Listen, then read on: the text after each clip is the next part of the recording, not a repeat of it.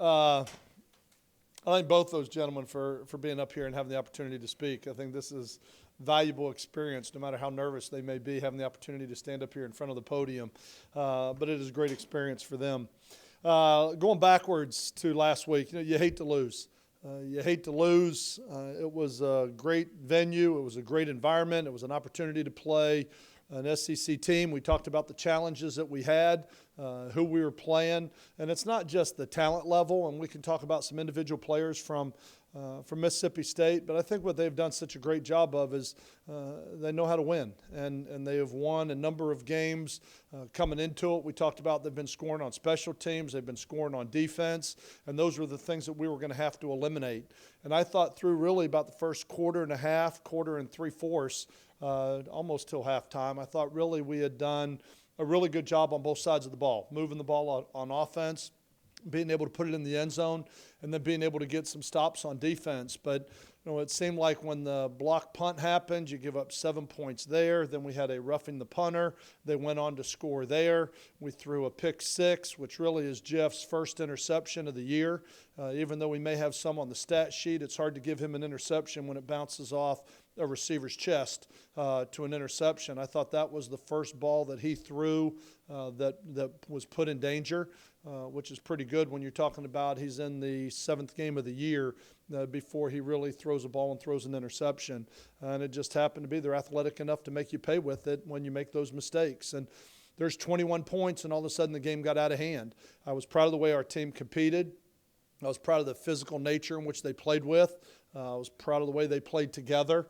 We went there with the intent to win, and I thought that they went out there and with the energy and the physical nature that they played with, they gave us that opportunity, and I was really proud of the way they went and played.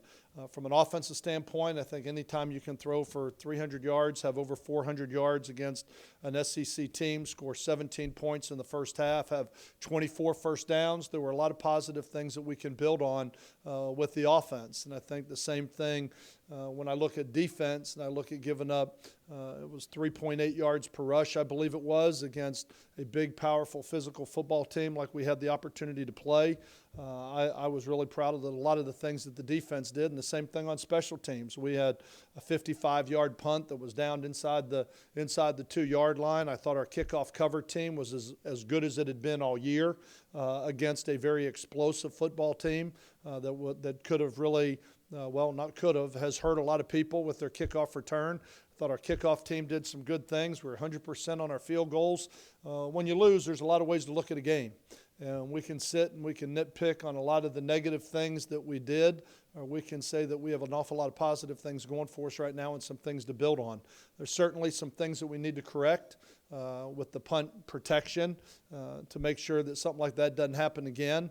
And there's some things that we can do with our pass defense that I think is easily correctable with the attitude and the team that we have and the leadership that we have in these players right now. We understand the first half of the season is gone. The non-conference games are gone. There's 5 games left, and this is when you really start to rub your hands together and roll your sleeves up and say, let's go. This is what being in a conference is all about. Conference play begins this week for us right now, and I think everybody is excited about having the opportunity, A, to come back home, and B, to get into conference play. So I think we're really excited about this opportunity this weekend. It should be a good weekend with it being the induction weekend, and I want to certainly congratulate all the inductees into the Hall of Fame for the hard work and everything that they've put into it. I know it's really nice for them to receive the acknowledgement of everything that they've done for this university, and I certainly congratulate all of them, which is going to just add that much more to this weekend.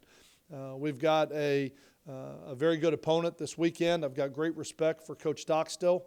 I have known Coach Stockstill really from the day, he was one of the first guys I met when I went to Florida State to be a graduate assistant at 22 years old. He was a roommate with a guy that I roomed with there. He had just taken a job down at Central Florida, and he and I established a really positive working relationship. We recruited against each other when he was at Clemson.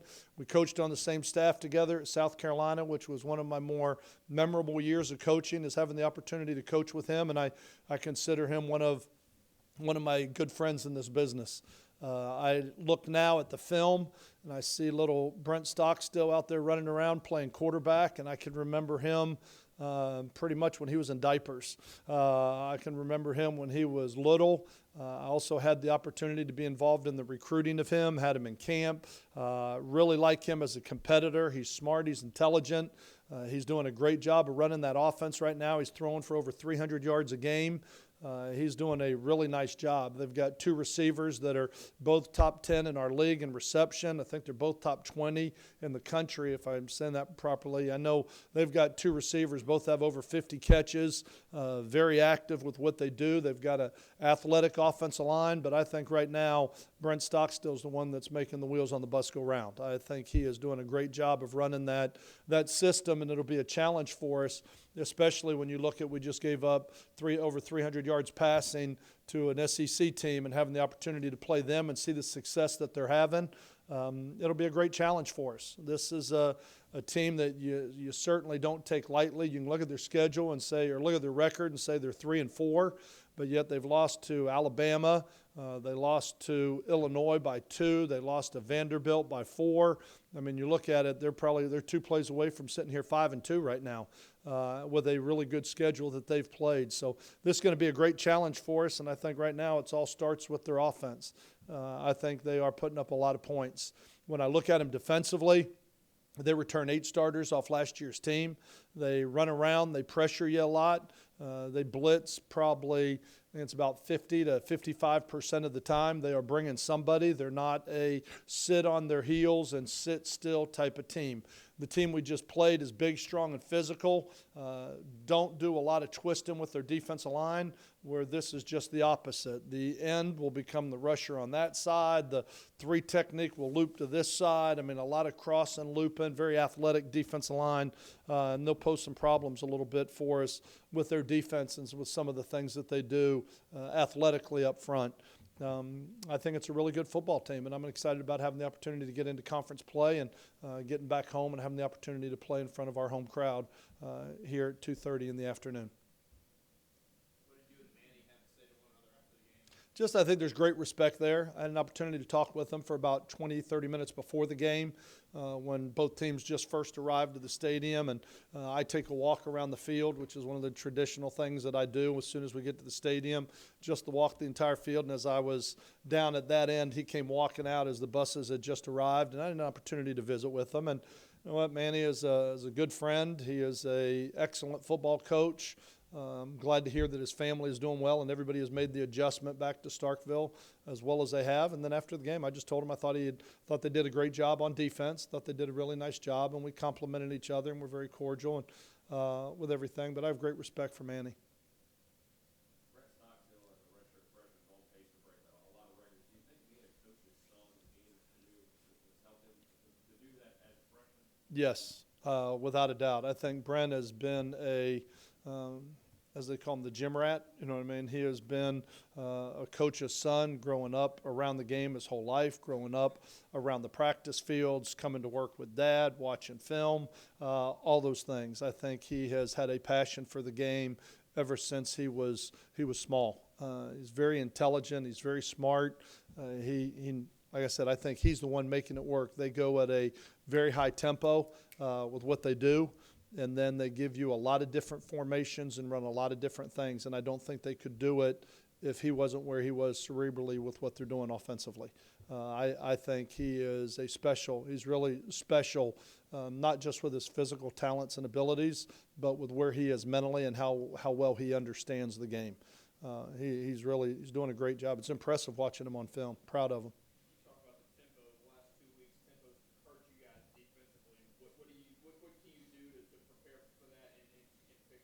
Well, we have an opportunity to go against it every day, and I think when you look at some of the things that we're doing past defenses, Nick stood up here and talked about, it's all tied together. I mean, everybody's on a rope. We are not a man cover team where we are just putting people out on their own and just saying, okay, you've got to cover him, and if there's a completion, you can go, okay, it's your fault. There's one that's thrown. They bring a running back underneath.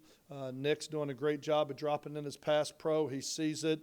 He anticipates the throw, and he takes a step up, and a good quarterback like Dak throws it right behind his ear. And it's like, dang it, I shouldn't have taken the cheese, you know what I mean?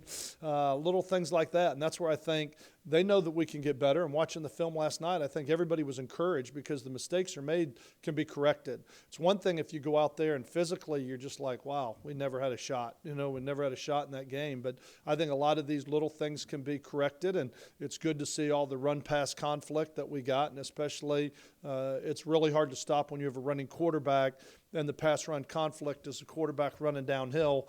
And with the rules where they are today, the offensive lineman can come out, hit the linebacker at 3 or 4 yards deep, and you can still throw it.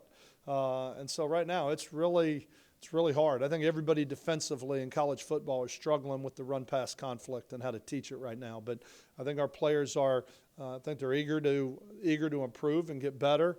And I think when people go quick on you, it just forces you to communicate that much quicker and that much louder to everybody, so everybody's tied together and on the same page.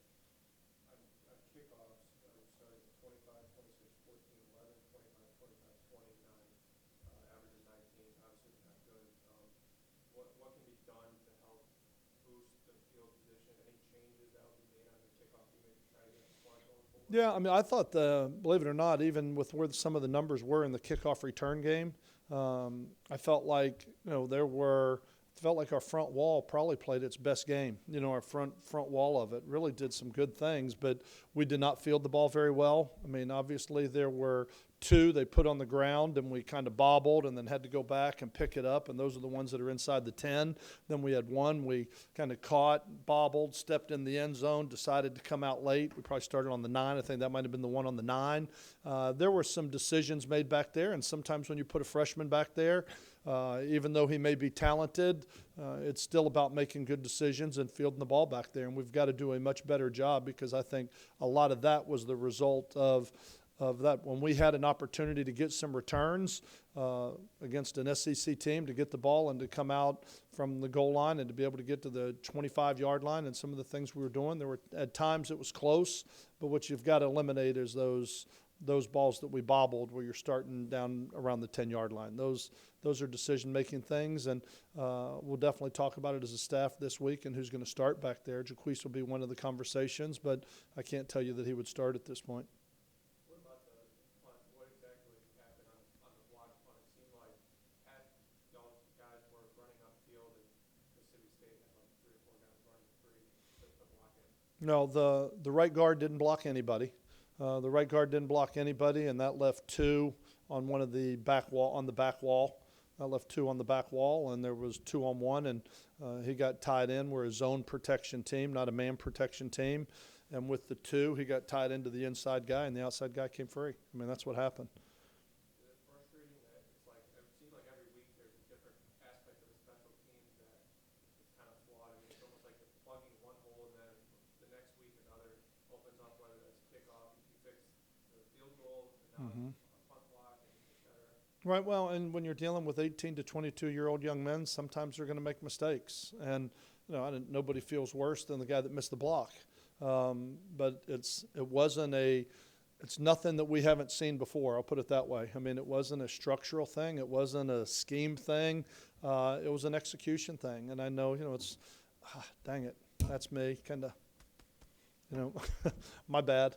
But that's where the ownership of special teams comes in. And one of the decisions that we have made is with a lot of the youth that we have on our special teams, we have a lot of freshmen and true sophomores on our special teams to gain them some experience. And so some of our veteran guys who are playing 60 and 70 plays on offense or defense have an opportunity to rest, and some of these younger guys have an opportunity to gain some experience. And in gaining experience, you're going to make mistakes, and we have to learn from them. We have to grow from them and fix them and correct them and get it ready. But that's why I've always said you play non-conference games to be able to make some mistakes and get some guys ready to play, to go on your conference run, and that's what starts this weekend. So what we've done to this point statistically is irrelevant. It's really what we do going forward from here. I like where we are right now. We're sitting here in first place in the West. We control our division. We control our own destiny right now. And what we've got to do is make sure that we correct some of the mistakes that we've made and that we get ready to play a 5-week conference run. We've had 7 straight games. We've got 3 more before we have an open date, which I think we badly need. We have not had, we've played 7 games. We have not had our 5 starting skill players all play in the same game yet. And it will be great to have Carlos and Paul and Kenneth and Connor and Trent and have all those guys on the field together so we can really see what this offense is capable of doing when it's operating on all cylinders. So I'm hopeful that we'll get a lot of those guys back this week and get ready for this conference run that we've got in these next 5 games.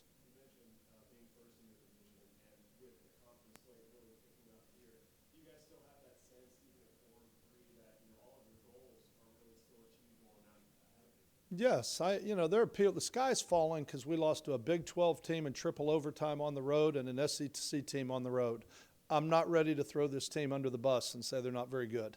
I'm not ready to do that. I think I've been proud of what we've been able to accomplish. I think in that game, even though the score got away because of really 3 plays, a block punt, a roughing the punter, and a touchdown pass, take those 21 points off the board, and it's a 24-20 football game, and it's a heck of a football game on the road in the SEC. And so I am proud of what this team has accomplished with the injuries that we've had and the way some guys have stepped up and tried to create some depth. And every one of the goals that we talked about when we came in, we've lost the national championship at this point.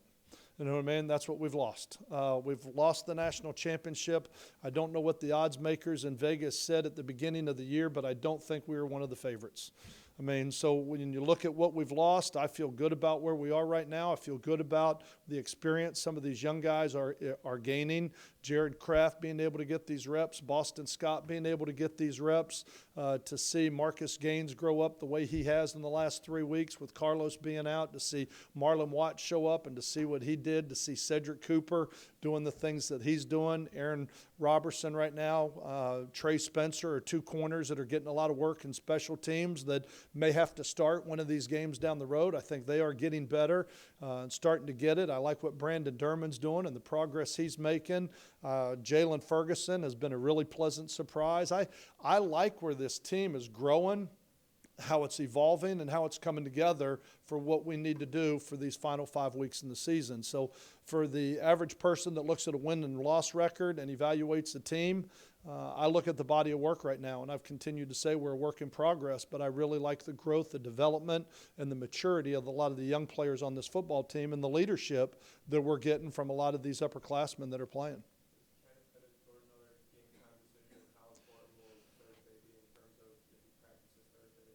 That will have a lot to do with whether or not he plays, but I'd like to tell you he's going to be a Tuesday decision. I mean, like I told you, when you're dealing with a soft tissue injury, I mean, a lot of it's going to go on feel. There's not you can't x-ray it and say, wow, 2 weeks.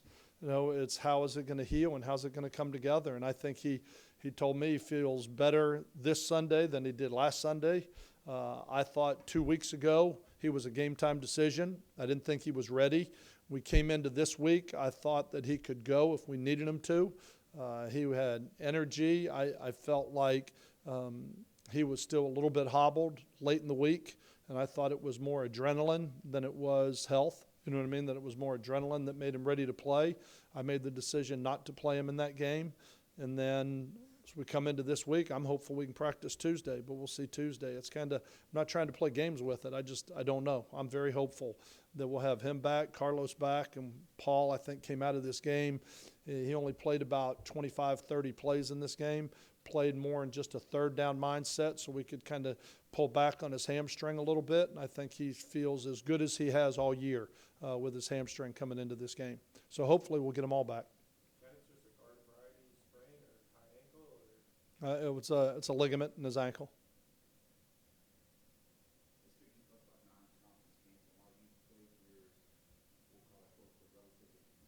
Yes.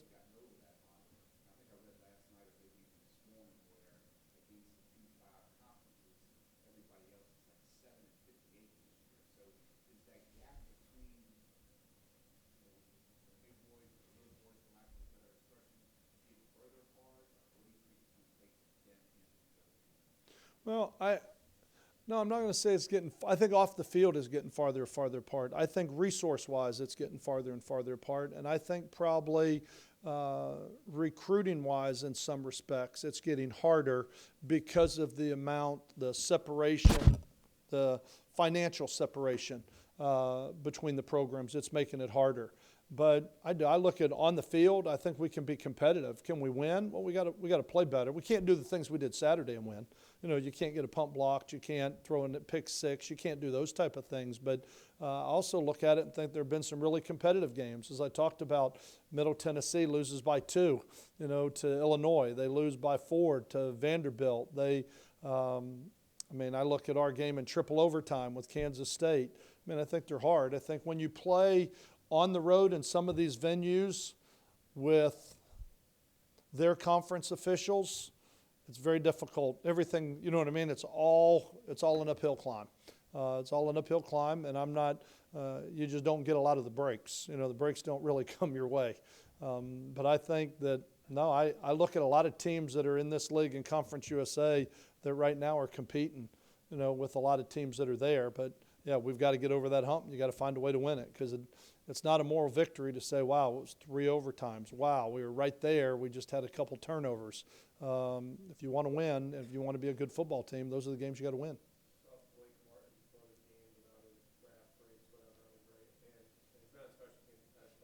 Yeah.